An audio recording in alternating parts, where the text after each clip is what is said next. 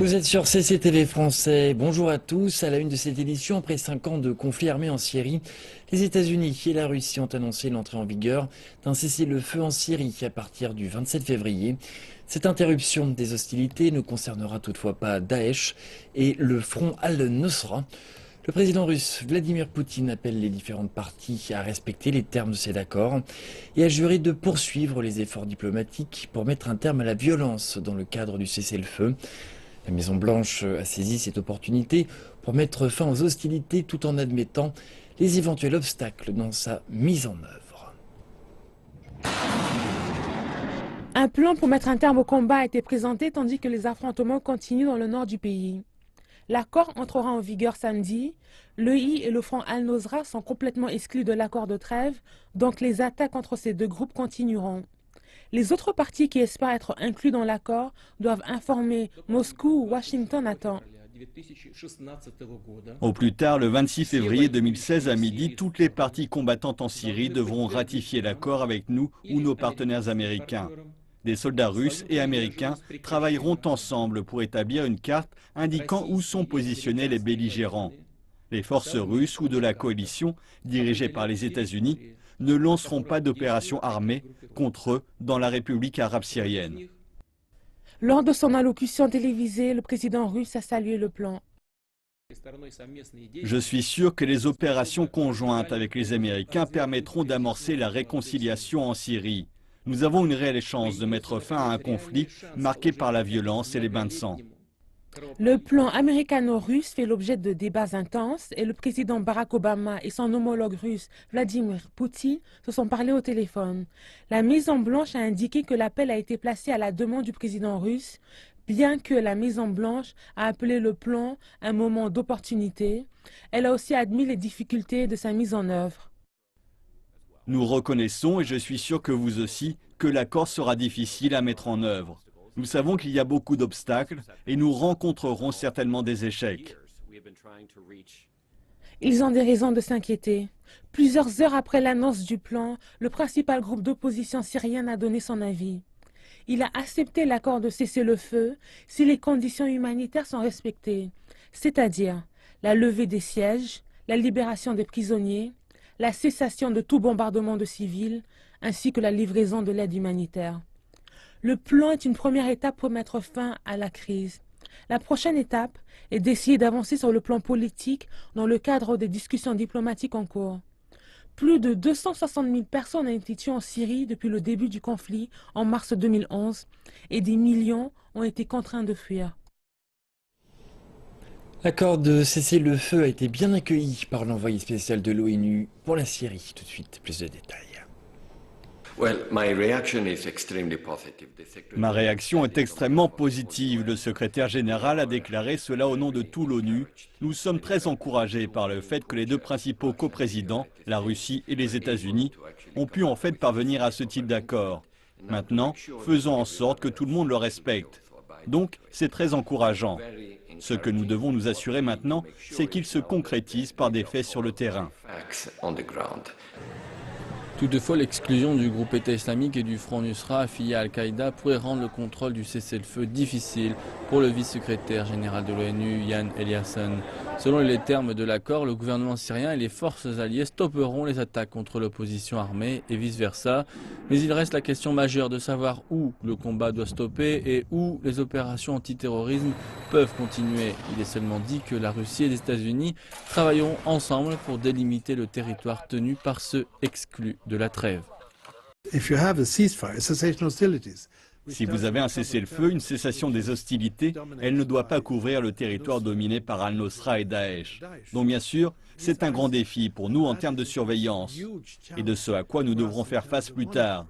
C'est une situation très compliquée, sans aucun doute. Les Nations Unies ont déclaré qu'elles allaient enquêter sur les auteurs d'armes chimiques à cet endroit en Syrie. L'annonce intervient après que les résultats d'une enquête de l'ONU ont été publiés, détaillant la manière dont toutes les parties belligérantes du conflit syrien ont continué à perpétrer des actions contre les civils. La Syrie était au centre de l'attention des Nations Unies ce lundi. Le Conseil de sécurité de l'ONU a reçu une note d'information de la chef de la mission d'enquête sur l'utilisation des armes chimiques dans le pays. C'est une nouvelle mission qui doit pour la première fois attribuer la faute et tenir les auteurs pour responsables, ayant identifié 7 endroits où des armes chimiques ont été utilisées, principalement contre des civils. C'est quelque chose dont la responsable de la mission, Virginia Gamba, dit qu'il ne doit simplement pas être toléré.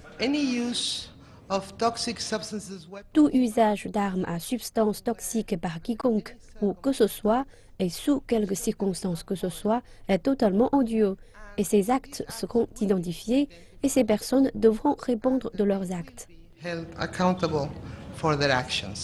Those investigations are scheduled to start during the first week of March. Ces investigations doivent commencer pendant la première semaine de mars. Entre-temps, lundi a été rendu le dernier rapport du groupe indépendant d'enquête qui est chargé d'examiner les violations présumées des droits de l'homme internationaux en Syrie. Il conclut que le meurtre à grande échelle de civils se poursuit, toutes les parties perpétrant des attaques sans discrimination. La Commission a remarqué qu'aucune partie du conflit ne respectait le droit international humanitaire, les conventions de Genève ou les conventions sur les droits de l'homme et que par conséquent, elle mène des actions qui équivalent à des crimes de guerre ou à des crimes contre l'humanité. Therefore, carrying out actions which amount to war crimes and crimes against humanity. The ongoing destruction of homes. La destruction en cours de foyers, d'hôpitaux, d'écoles, de marchés et de boulangeries rend presque impossible pour les gens de satisfaire leurs besoins de base et les force de vivre dans la crainte constante pour leur vie. La Commission pense que la souffrance du peuple syrien doit cesser maintenant. Ce carnage doit finir. This carnage has to end. Asked about Russia's involvement in the conflict and M. Pinheiro a aussi averti que la situation est devenue plus intense avec l'implication d'acteurs extérieurs. Dans un autre développement, la Russie et les États-Unis se sont mis d'accord pour un nouveau plan de cessez-le-feu en Syrie qui commencera samedi. Cependant, la dernière date limite est passée et le scepticisme s'exprime déjà quant au respect de la nouvelle date. Le Premier ministre britannique David Cameron présente au Parlement ses propositions de réforme concernant l'Union européenne, espérant remporter un soutien dans sa campagne pour demeurer au sein du bloc. Je vous présente une série de propositions de réforme dans 4 domaines et nous espérons que les membres de l'UE vont les accepter et procéder à ces réformes concrètes dans ces 4 domaines. L'emploi et les affaires dépendent de nos bonnes relations avec l'Europe. Nous voulons une protection de l'économie, une sauvegarde de la livre, la promotion de l'industrie artistique et financière, la protection des contribuables britanniques contre le flux migratoire en Europe et l'assurance que nous aurons notre mot à dire dans la régulation du marché unique, tout en restant en dehors de la zone euro. David Cameron s'est exprimé devant les députés sur 4 sujets dont l'emploi et les affaires. La réforme de l'UE doit aussi donner au Royaume-Uni un statut spécial au sein du bloc. Il y aura de nouvelles restrictions concernant l'accès au système social britannique pour les migrants venus de l'Union européenne. Et la Grande-Bretagne ne pourra jamais être forcée à rejoindre l'euro. Mais le Premier ministre fait face aux critiques de plusieurs politiciens, dont le maire de Londres, Boris Johnson, qui se fait l'avocat du Brexit. M. Johnson dit que le plan du Premier ministre ne change pas fondamentalement la relation du pays avec l'Europe. M. Cameron s'est assuré le soutien de la majorité de son cabinet, mais 6 ministres disent soutenir un départ. La livre sterling a fortement chuté face aux autres grandes monnaies lundi. La question du maintien du Royaume au sein de l'UE sera tranchée par référendum le 23 juin. Le référendum à venir au Royaume-Uni sur la sortie de l'Union européenne est un pari risqué. Reportage. Il suffit de regarder le cours de la livre sterling pour avoir une idée des risques encourus par ce référendum sur l'appartenance du Royaume-Uni à l'Union européenne. La livre a en effet plongé contre le dollar. Au siège d'Europol à La Haye, l'éventualité d'un départ du Royaume-Uni de l'Union européenne est considérée comme un risque. Si vous enlevez ça, alors ça va rendre la protection des citoyens contre le terrorisme par le Royaume-Uni plus difficile. Cela va amener plus de protection sociale. Et au Parlement britannique, les sceptiques ont appelé le Premier ministre à justifier l'accord passé la semaine dernière avec Bruxelles. Monsieur le Président, il s'agit d'une décision vitale pour l'avenir de notre pays et je pense qu'il nous faut être clair sur le fait que c'est une décision finale. Cameron sait que nombre de membres du Parlement, environ la moitié des parlementaires de son parti selon les estimations, sont farouchement opposés à l'Union européenne. Et cette antipathie se retrouve dans les rues de la capitale britannique. Je pense simplement que l'on serait mieux tout seul. Pas encore, c'est pas difficile et très rapide. Pourquoi? Car je pense qu'il y a beaucoup d'avantages et que nous sommes maintenant dans une société mondialisée et que nous sommes mieux ensemble que seuls. À Bruxelles, la Commission européenne a indiqué qu'il n'existait pas de plan B au rejet britannique du statut de membre spécial. Un statut qui lui a été accordé en prévision du référendum de juin et qui accentue la pression sur le Premier ministre David Cameron.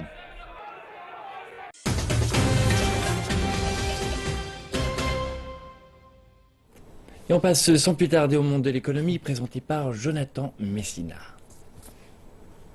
Mesdames, Messieurs, bonjour. Le ministère chinois du Commerce vient d'annoncer que le commerce extérieur chinois avait bien résisté aux turbulences mondiales au cours de l'année 2015. Tout de suite, plus de détails. Le ministre chinois du Commerce, Gao Rucheng, a déclaré que l'an dernier, le commerce extérieur chinois s'en est mieux sorti que celui de la plupart des pays. Les données du ministère montrent que le commerce extérieur a compté pour 13,2% du commerce global en 2015, soit 1 point de pourcentage de plus que l'année précédente. Les investissements à l'étranger et les investissements directs étrangers en Chine ont également enregistré une croissance en 2015.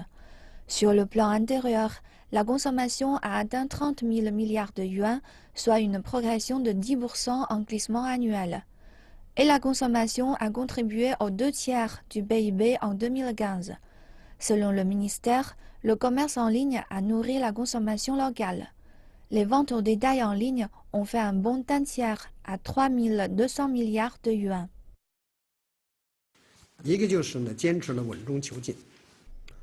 Premièrement, adhérer à l'amélioration de la stabilité, ce qui inclut l'amélioration de l'environnement du commerce extérieur, la création de nouveaux modèles de développement du commerce extérieur, la promotion du développement de services commerciaux et services de sous-traitance.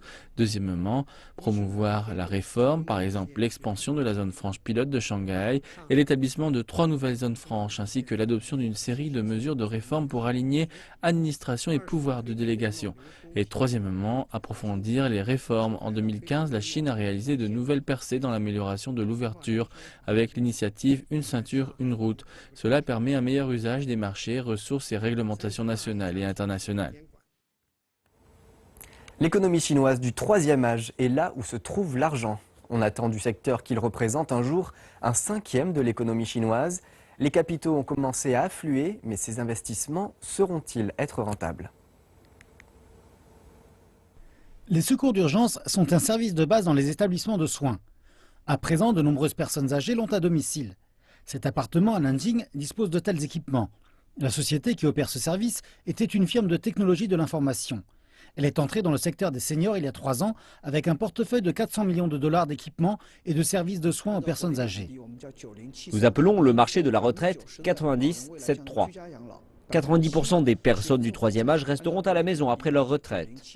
7% d'entre elles seront couvertes par les communautés sponsorisées par le gouvernement. Et 3% paieront pour des services de soins haut de gamme aux personnes âgées dans des établissements de soins. Nous voyons de bonnes opportunités pour le segment des 90%. Pendant ce temps, les compagnies d'assurance aux poches bien profondes reluquent le marché des 3%. Ce secteur cible les personnes aisées. Taikang Life a dépensé 300 millions de dollars pour bâtir des maisons de retraite de luxe à Beijing. Nous créons 8 communautés pour les seniors dans toute la Chine. Nous avons choisi les principales villes, à savoir Beijing, Shanghai, Guangzhou, Suzhou, Hangzhou, Chengdu, Wuhan et Sanya. L'investissement total a dépassé les 3 milliards de dollars. Les investisseurs internationaux se taillent aussi une part du gâteau. IDG, Sequoia et plusieurs fonds chinois se sont associés pour investir 1 milliard de dollars dans un centre de soins pour personnes âgées dans l'est de la Chine. Les données du secteur montrent que 30 milliards de dollars de capitaux ont été investis dans l'économie des seniors depuis 2013. Mais le retour sur investissement ne justifie pas encore l'enthousiasme. Cependant, les investisseurs demeurent confiants. C'est un investissement à long terme, mais aussi un secteur non cyclique. 80% de nos projets sont à présent au seuil de rentabilité et nous pensons que l'affaire sera viable en progressant avec de solides retours sur investissement à long terme. Le temps est compté pour que les décideurs politiques chinois affermissent leur support au secteur de l'économie des seniors du pays. La politique chinoise de l'enfant unique est finie, mais il n'en va pas de même des retombées. Et ceci parce qu'alors même que la Chine fait face au problème du vieillissement de sa population, le déficit national des retraites du pays représente d'ores et déjà 30% du PIB. Les analystes auraient trouvé des signaux que les capitaux délaissent les traditionnels secteurs de l'immobilier, de l'énergie et de la manufacture pour d'autres secteurs tels que le sport. Des détails en images.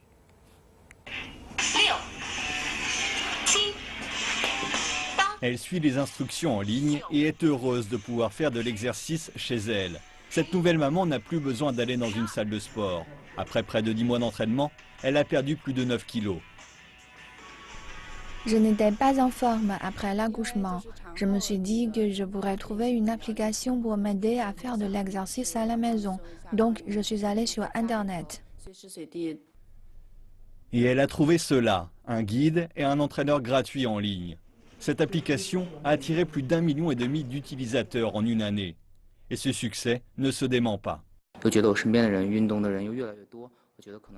De plus en plus de gens commençaient à faire du sport autour de moi. J'ai vu qu'il y avait un marché énorme.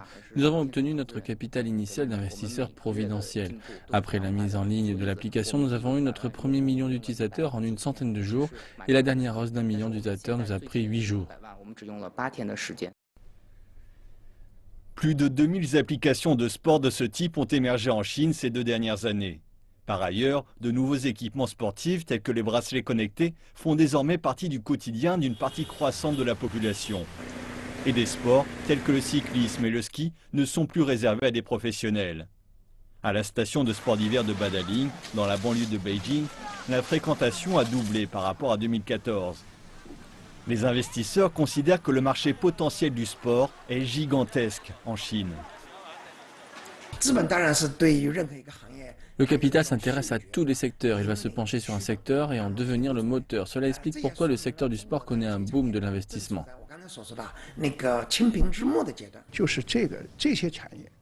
Le sport est un secteur lucratif que nous ne pouvons ignorer. Investir dans le secteur du sport va nous apporter de la fluidité sur le long terme. Nous prévoyons un retour sur investissement énorme après 2 ou 3 décennies.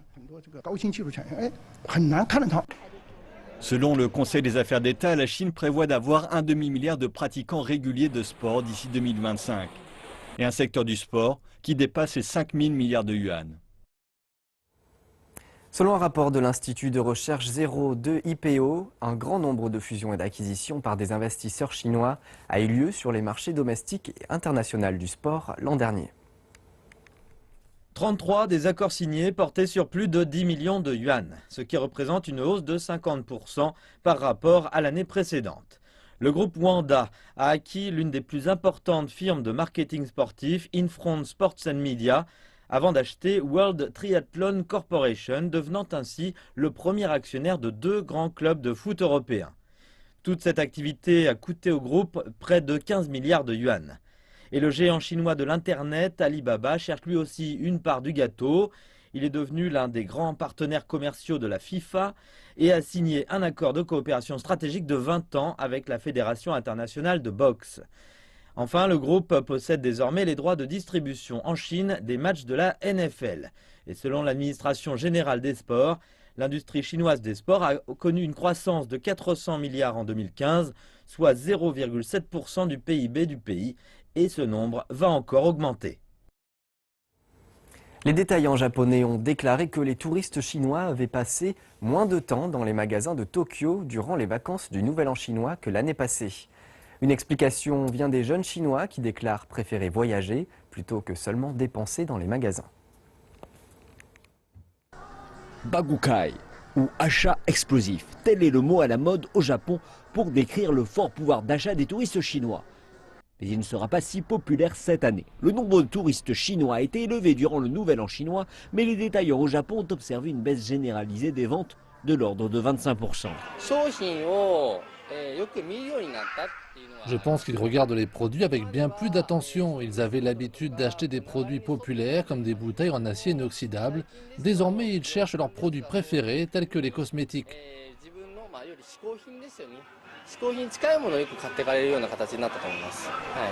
Certains touristes chinois déclarent que depuis un certain temps déjà, ils n'achètent plus d'articles japonais lorsqu'ils sont en vacances.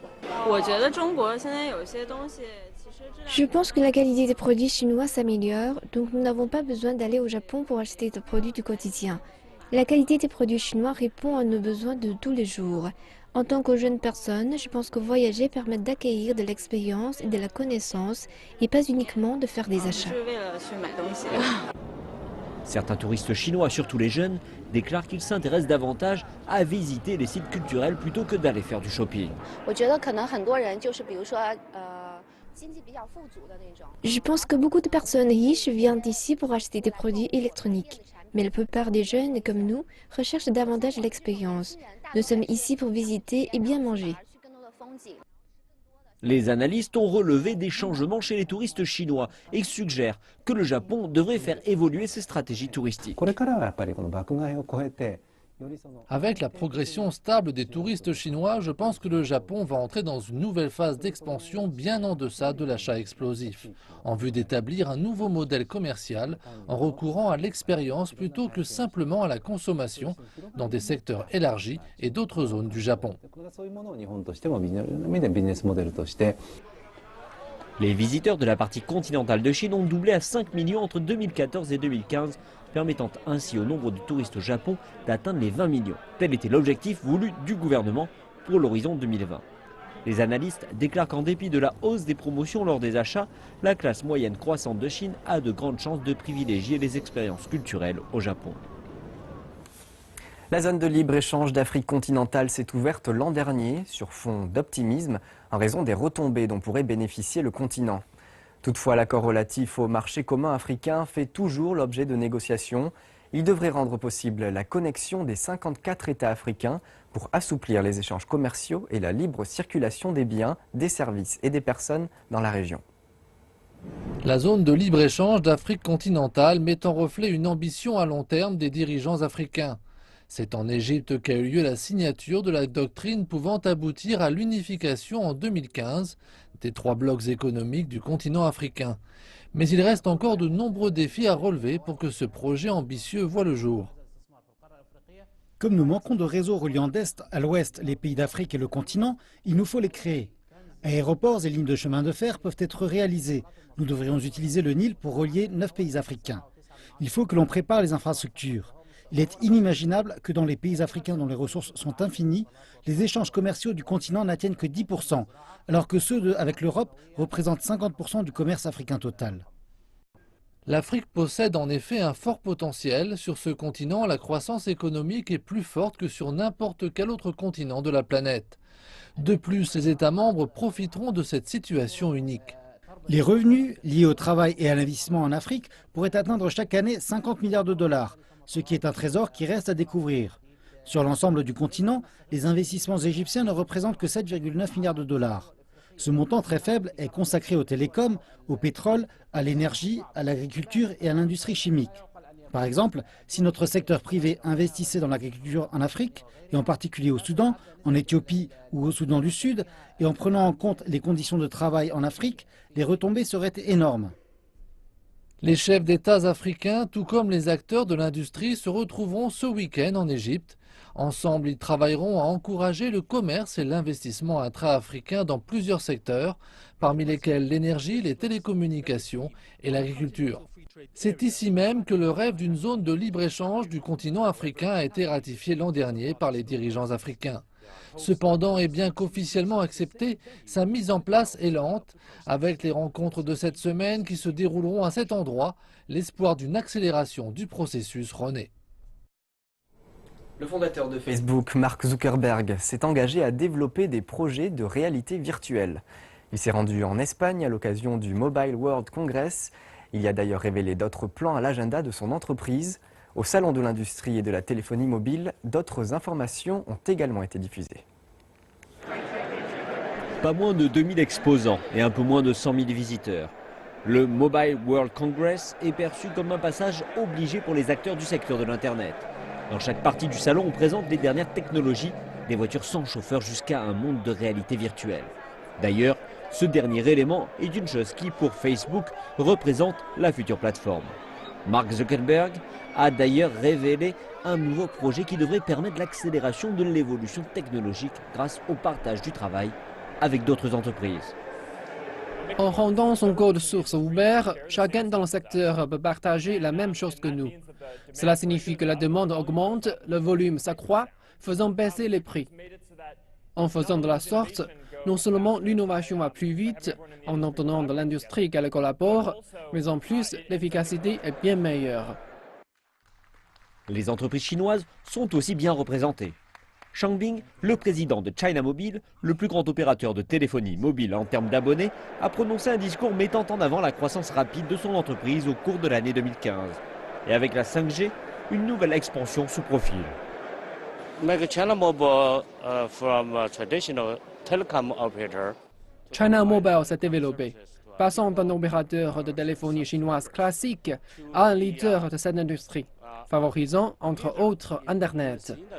En ce qui concerne le service mobile 5G, China Mobile joue un rôle très important en établissant les critères de l'industrie et en mettant en avant l'écosystème avec nos partenaires. And promotes the ecosystem with our partners. Huawei a profité du salon pour présenter une nouvelle tablette, le MateBook. Un équipement dont la compagnie espère qu'il contribuera au développement de sa marque à l'international. Dans le marché des appareils, nous nous sommes développés ces dernières années pour atteindre la 3e place. L'an dernier, les revenus pour nos seuls appareils étaient d'environ 20 milliards de dollars. Nos produits sont bien conçus, très bien réalisés et leur qualité est aussi bonne que celle des autres produits présents sur le marché. Nous souhaitons continuer.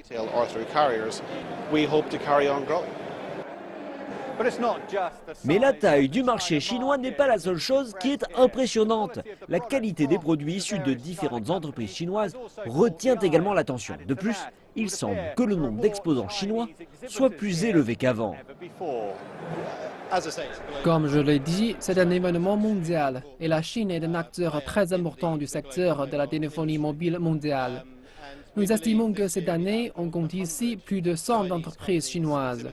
Nous sommes donc très enthousiastes face à toutes ces grandes entreprises chinoises venues cette année à notre salon. À l'horizon 2020, ce sont environ 34 milliards d'objets qui devraient être connectés au réseau Internet. Le marché est certes compétitif, mais ce salon démontre qu'il est toujours plus novateur. Le monde de l'économie est à présent terminé. Retour au plateau avec Yves Mouillet. Et c'est la fin de cette édition. Merci de votre attention. Je vous retrouve tout à l'heure pour le prochain journal.